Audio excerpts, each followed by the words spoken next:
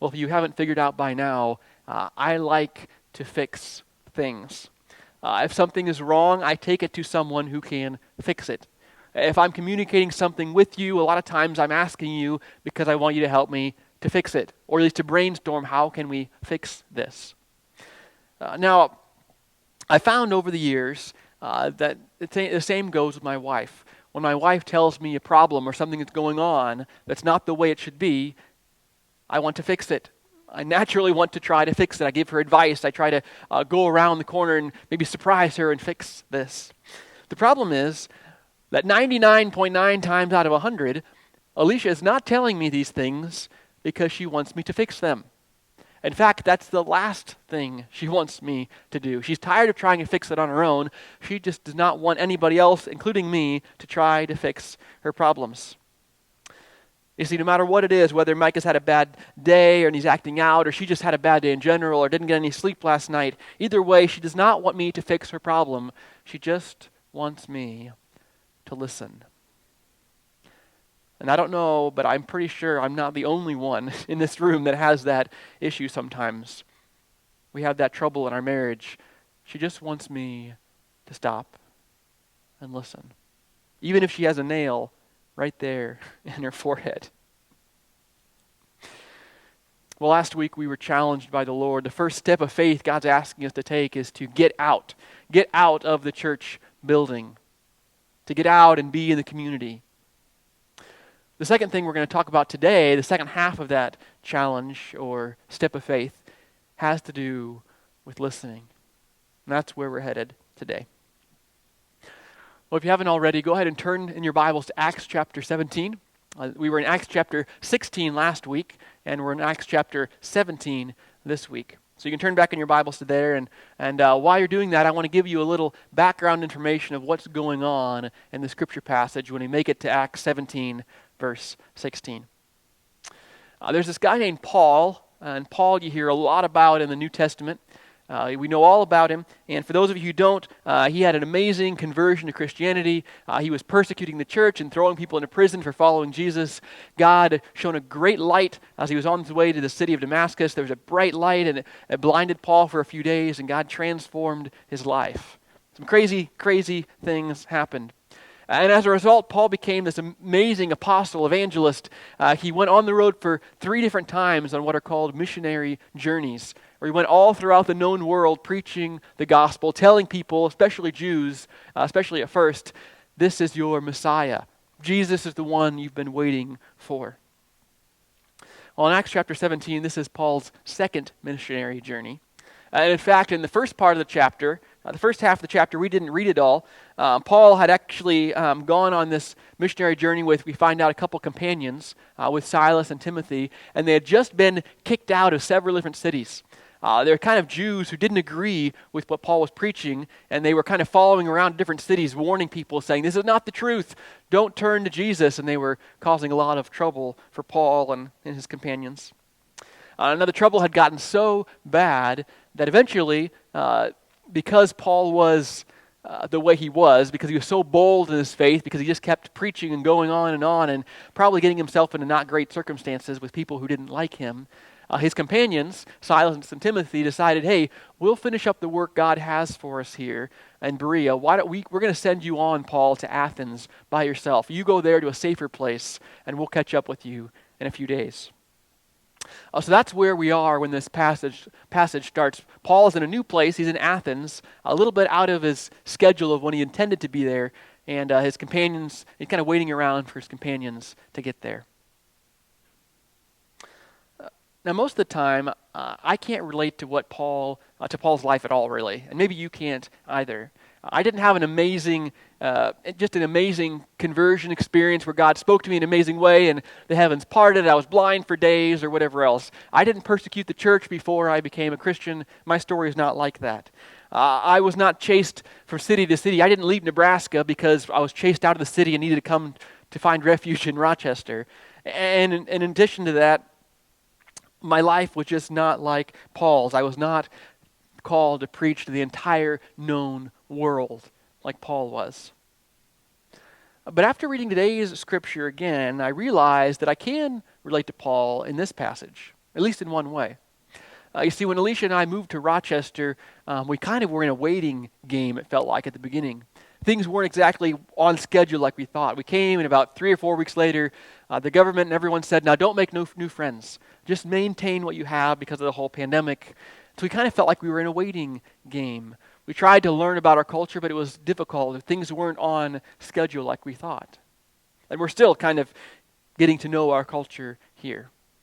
And that's sort of where Paul was at. He wasn't on a schedule like he thought he would be. He was there by himself rather than with his companions. He wasn't where he thought he would be at the time. But you see, Paul's waiting around looked a little different than mine does, perhaps, or even perhaps than yours does. You see, if I were Paul, then I would have done things a little differently. First of all, I would have rested. He had been chased around, being persecuted, being threatened. His life was being threatened. Why don't you just take a few days off, go to the beach, go somewhere, just rest? Or go sightseeing. You're in Athens, Greece, for goodness sake. A really neat place, lots of places to see, and just go sightseeing for pleasure. Go sightseeing for pleasure. And if nothing else, just passively wait. Just wait around. Well, Paul doesn't do that. Instead, he does a lot of things. He gets to know the city. We find out he was researching the religion of the area and to know kind of what the people were thinking, what they believed. And not only did that, but he went back to the place I definitely would not have gone to. He went to the Jewish synagogue, to the Jewish people, those people in other areas who had been chasing him out of the city. He went to the Jewish synagogue to preach, and eventually he was invited to go to what was known as the Areopagus. He went there to share about Jesus. And the Areopagus was an interesting place. It was a place where people shared ideas. There was actually a council of elders that would get together, sometimes to judge things based on if something was heretical religiously or whether it was about issues of justice. They would talk about all these new ideas or old ideas, and they would relate to them and see what they believed. It kind of reminds me of when we lived in Nebraska, of the Farnham Senior Center. If you didn't know what was going on in town, or you wanted to know about someone or what was happening, you went to the Farnham Senior Center. There were these 70 or 80 or 90-year-old men and women who met there, and if you wanted to know what was going on, you went there and they could tell you all about it. If there's a new idea or a new person moving into town, they could tell you about it. That's where you went, and if you wanted to spread a rumor about someone, you could go there probably and do it. Or if you wanted to share a new idea, a new religion that was cropping up, or a new church that was being planted in the area, you could go there and people would talk about it. And suddenly everybody would know that you were in town and something was happening. That was kind of like what it would be like to go to the Areopagus and speak, at least in a way, in my line of thinking it was.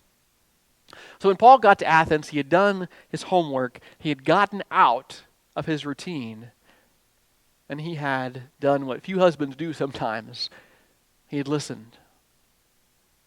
He had listened. And through all this, Paul found out, he says, that the people of Athens were very religious. They were super religious. They were interested in discussing topics that were unknown to them. And through all this research, all this listening, Paul finds an opening. He finds the platform he needs to proclaim the gospel. And because of that, many people came to believe in Jesus. Well, over the past few years, it seems like God has been bringing me back to this passage again and again in different ways. He's been reminding me of what happened here. And each time I think I'm reminded, maybe most this past week, I've been reminded of three important words which are vital to being a witness of Jesus Christ. Those three words are learning to listen. Learning to listen is vital to being a witness of Jesus Christ. You see, we always think about how Paul shared his faith, and he did boldly many times, but he also learned to listen. He understood people who were different than he was. He learned to listen to what people believed about God, and he discovered how the people liked to learn, what they liked to learn about. He found out the best way to connect the gospel to the Athenian people here in Acts 17 because he got to know the people first. Sometimes I look around at the church, not just our church, but the church in general, and I wonder if we have it backwards. I wonder if we have things backwards. We sing that old song once in a while, "Go tell it on the mountain." Go tell it on the mountain that Jesus Christ is Lord. But do we leave out the listening part? Do we forget about the listening part? You see, I wonder if we would be better able to communicate the gospel if we first stopped and listened to the very people to whom God was calling us to be a witness. If we stopped and listened. I wonder sometimes if we as Christians are too much like a lot of the husbands that I know. People who are a lot like me. People who are spending way too much time trying to fix people and way too little time actually listening. You see, maybe what people around us need the most is to be heard first. Maybe they want to have someone listen to them without having an agenda, without someone who's going to have a quick fix for them within 5 seconds. To have a quick fix for them every time they finish a sentence or finish asking a question. What if listening was the first thing we are called to do in order to love our neighbor? You see, going and telling are important. But I think sometimes the church is overloaded on going and telling, and we're lacking in our listening department.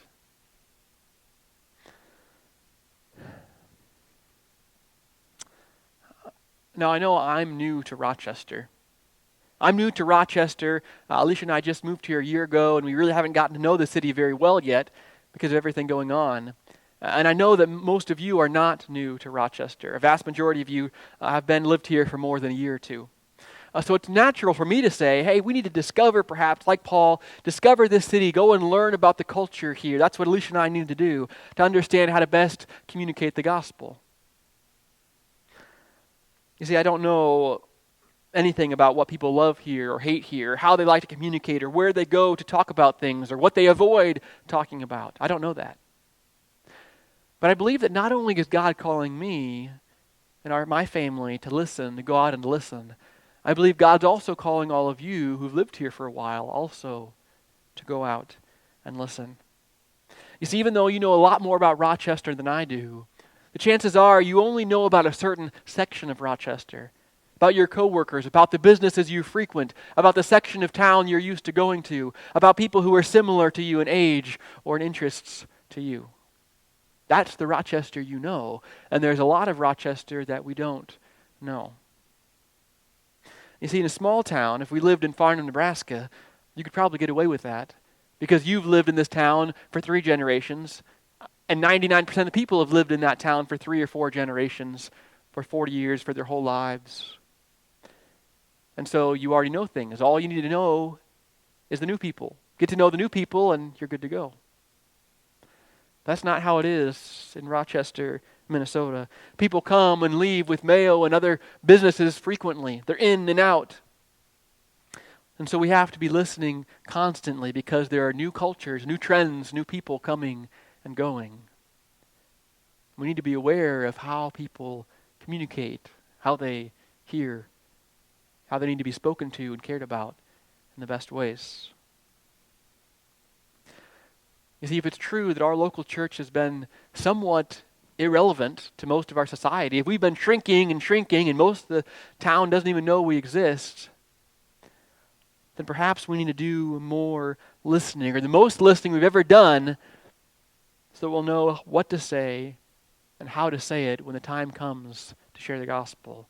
When people are finally ready to hear the gospel, we know how to say it and how to communicate it because we've been listening.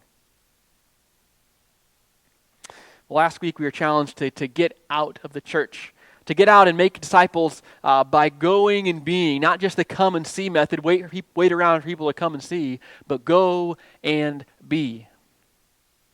This week, today, God is calling us not just to get out, but specifically to get out and listen. Don't just go and tell, go and listen. Meet people where they are like Jesus did. Ask the questions Jesus asked. What do you want me to do for you today? Jesus said. And we would ask, what do you want God to do for you? What are you praying about? Do you even believe in God? Going and listening. So we have to find out where the people are, where they gather, what they like to talk about, what they don't like to talk about, how they listen. We're called to love our neighbors, and it often includes listening so that we know how to love our neighbors best. Because if we don't listen, we won't know how they receive love the best. See, for the first few years of my marriage, I didn't really know how to listen. I spent most of my time listening, simply getting an idea, an answer. I was just crafting my solution to whatever predicament my wife was in. I listened per se, but I really didn't hear. Because I wasn't really listening. Or solely listening.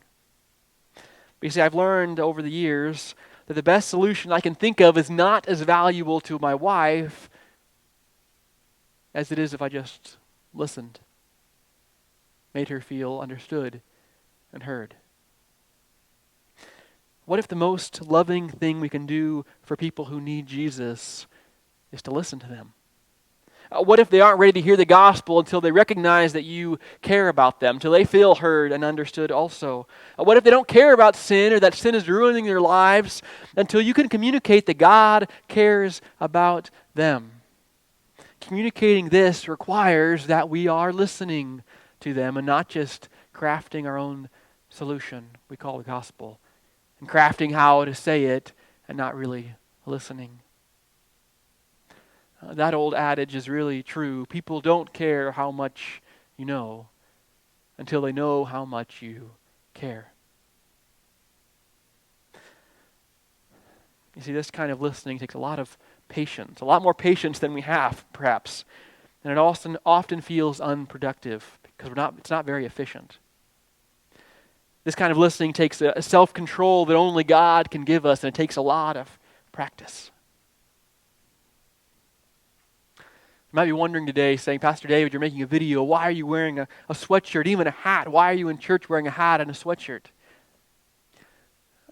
You see, I remember when I was in Nebraska, I got to know other pastors, and there was a United Methodist pastor there. And he told me I would wear jeans and a t-shirt around town a lot, and he told me it was a good thing. And I said, oh, why is that a good thing? And he told me about once a pastor he knew that only wore a suit. Everywhere he went, he wore a suit. And he said it made people feel uncomfortable, like he could never relate to them. They could never talk to him because he was always wearing a suit jacket, always on.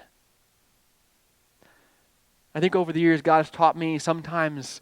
I used to wonder why new pastors would dress down more than dress up when they went to church, or things changed a lot. And I said, I wonder perhaps, God, if you're calling me at times in my life, not always, but at times in my life to change the way that I live, not so that I sin, but I change the way that I live so that people can hear better, so that I can relate to them, so they can relate to me.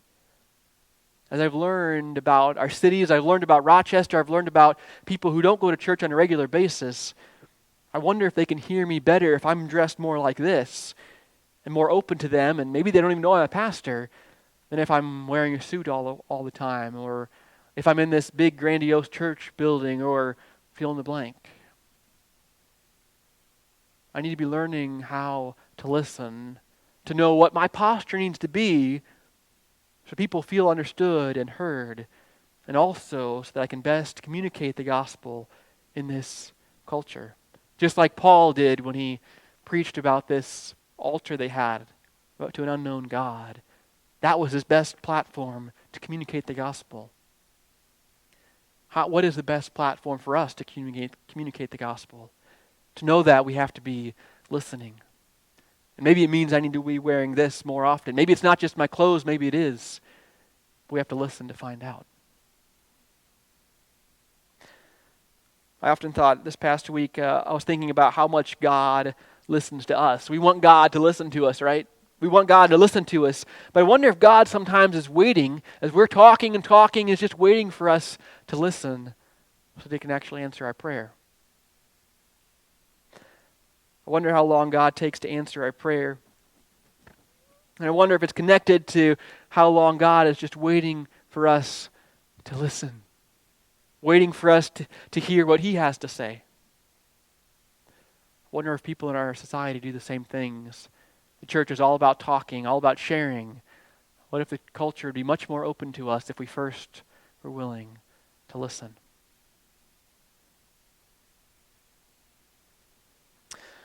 Well, in just a minute, we're going to have a time of prayer. And Mark's going to play a worship pad, and you'll be just invited to take some time kneeling at the altar or just sitting where you are or standing, whatever posture is best, just to spend some time in prayer. And here's a few things you can keep in prayer today as you listen, but also this week as you pray. The first thing is this. We can pray, Lord, teach us to listen. Not only to your voice, God, but also to those around us. We know how best then someday to communicate that gospel. To communicate that we care and that God cares for others, for them.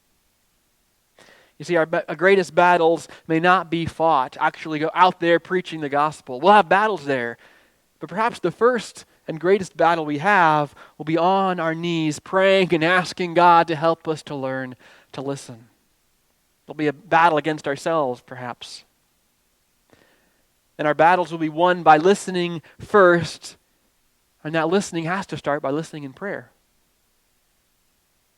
And then we'll be able to listen out there also. You see, it might not be time yet to go out and preach the gospel in the Areopagus.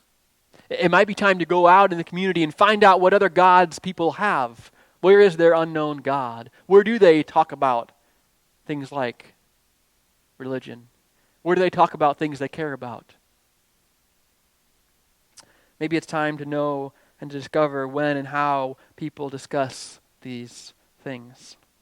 Maybe it's time to get out and listen to people whose hearts God is preparing for the gospel.